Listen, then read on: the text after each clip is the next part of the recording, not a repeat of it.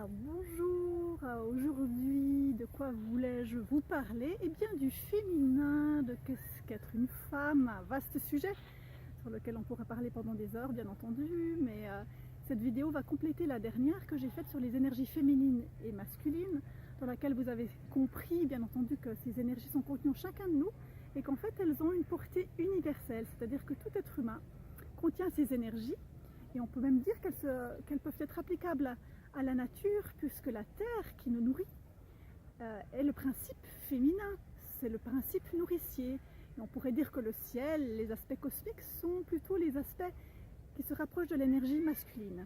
Et cela n'a bien entendu rien à voir avec les rôles qu'on attribue parfois à l'homme et à la femme. L'homme fait ci, la femme fait ça.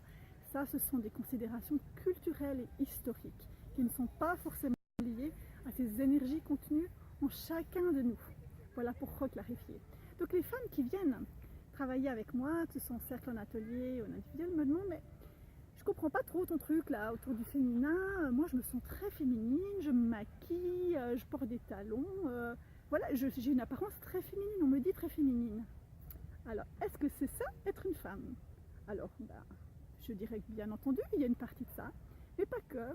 La vision qu'on a d'une femme féminine, c'est-à-dire décolletée, un peu aguicheuse, entre guillemets, etc., c'est l'image qui nous viendra quand on pense à une femme très féminine. Or, cela peut être, à mon sens, la caricature d'un féminin dénaturé. Pourquoi? Alors, je ne suis pas en train de dire qu'il ne faut pas soigner son corps, son apparence, hein. Je ne suis pas en train de dire qu'il faut laisser tomber le maquillage et ne plus s'habiller de manière plutôt féminine ou sexy. Ce que je suis en train de dire, c'est que c'est l'intention qui compte. Pourquoi est-ce que je m'habille comme ça?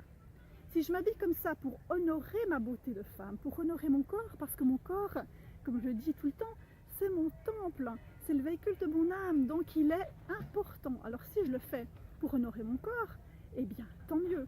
Par contre, si je m'habille comme ça pour aller appâter les hommes, pour aller les séduire, c'est autre chose. Donc là, je suis dans de la manipulation. Et on sait très bien, nous les femmes, à quel point la manière dont on s'habille a une influence directe sur le regard que les hommes portent sur nous. Donc on en joue parfois. Donc il suffit d'y mettre un peu de conscience. Pourquoi est-ce que je le fais? Et le fait d'être dans la séduction, du coup, me fait sortir de moi. Je ne suis plus là en train de rayonner mon essence, mais je cherche quelque chose, je remets ma beauté et mon pouvoir dans les mains d'un homme qui va déterminer si je suis séduisante ou pas. Voilà, donc vous voyez un petit peu la différence dans les nuances. Hein. Et puis d'autres me disent, mais moi je suis rapprochée, je me rapproche des qualités féminines puisque je suis douce, je suis bienveillante, je suis dans l'amour, très souvent j'accueille, je reçois. Je dis, mais génial. Mais où est ton masculin là-dedans? Où est ton axe? C'est-à-dire ton équilibre yin-yang. Où est cette partie de toi qui sait mettre des limites, qui sait dire non pour dire un vrai oui, pas un non systématique bien sûr. Où est ta puissance, la puissance pleinement vécue qui affirme tes choix au lieu de te déterminer par rapport à tes parents, à la culture, à tes copines? Je parle des choix professionnels, des choix amoureux, des choix divers. Est-ce que tu es dans le flux, comme ce petit train qui passe derrière moi? Est-ce que tu es dans le flux de la vie, c'est-à-dire dans le féminin, tout en étant dans l'action? Donc incarner son féminin sacré, ça suppose d'incarner son masculin sacré également. Donc c'est une union, c'est un équilibre qui est important. Sinon, nous les femmes, on ne serait que douceur, sensibilité, accueil, et les hommes seraient prises de décision, action. Non, c'est pas possible. Nous les femmes, nous savons tout aussi bien que les hommes réfléchir et agir, et c'est nécessaire, et les hommes d'eux-mêmes savent tout à fait se connecter à leur sensibilité. Donc les hommes, eux, ont un autre travail, comme je le disais dans ma dernière vidéo. Ils ont à se reconnecter à ces émotions, à cette sensibilité. Ils ont à devenir ce que moi j'appelle le guerrier pacifique, c'est-à-dire un homme qui est capable d'aller dans l'action, d'aller dans la protection du féminin aussi, tout en étant connecté à son cœur, à sa sensibilité, à ses émotions. Et nous les femmes, on doit déjà réhabiliter ces énergies féminines en nous, leur redonner une place de choix, tout en redonnant une place de choix à un vrai masculin. Donc cette verticalité dont je parle souvent, cet axe finalement.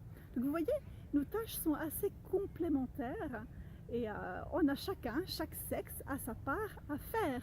Donc quand on va travailler dans un atelier, un stage, un cercle entre femmes, ce n'est pas contre les hommes, je le répète, au contraire, mais ce n'est pas non plus pour les femmes, c'est pour moi d'abord, pour mieux aller vers. Ce n'est pas non plus pour l'homme, je ne le fais pas pour l'homme, je ne le fais pas pour mon compagnon.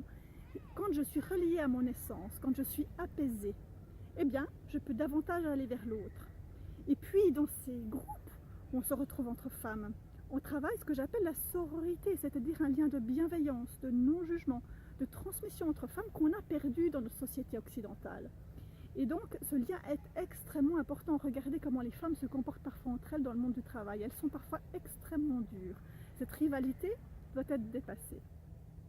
Et puis, dans ces groupes de femmes, on va aussi voir quelle est notre relation à l'homme. Est-ce que j'arrive à voir l'homme comme un frère? L'homme n'est pas forcément un être à séduire tout le temps. Ce n'est pas non plus un être contre lequel il faut se défendre constamment. Il y a plein d'hommes magnifiques sur cette terre et il n'y a pas à se défendre constamment. Nous sommes dans une société qui est encore patriarcale, qui nous propose beaucoup de valeurs masculines.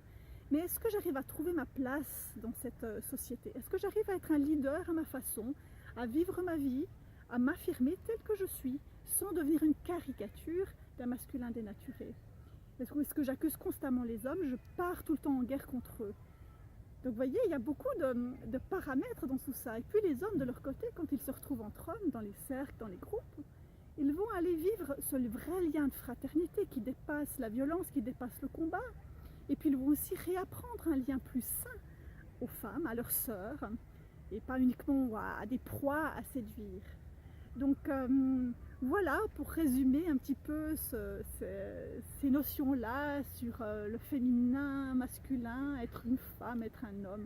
Je pourrais en parler des heures, bien entendu, mais je vais m'arrêter là pour aujourd'hui. Alors j'espère que ça vous aura apporté quelques clarifications. Et puis je vous dis à bientôt pour une prochaine vidéo. Au revoir.